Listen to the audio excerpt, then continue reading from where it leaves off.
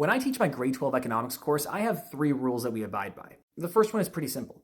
Capitalism is the system by which we can extract the most amount of wealth. There's no argument to be had there. No matter what, under capitalism, you will extract more wealth than you will under other systems. And I even explain, like, this includes when there were slave societies. This includes when we had societies that had different, like, economic structures and systems. Like, no matter what, capitalism just allows for the creation and the extraction of more wealth. That does not mean that that wealth is spread evenly among the population. It does not mean that more people are more wealthy. It just means that generally, overall, that pie is the biggest under capitalism, and there is no way to compete with that. The second rule is that communism is a good framework to look at things because communism is a system that would be perfect if and only if we had unlimited resources. So if we lived in a world like Star Trek where we had fabricators that could create food and clothing and XYZ for everybody, if there was literally nothing that we could not fulfill, if there were no needs and no desires that we could not fulfill, if we just had unlimited everything and we could just automatically give it to people, of course communism makes sense because in that world we wouldn't need money. But because we do need money, because we live in a world with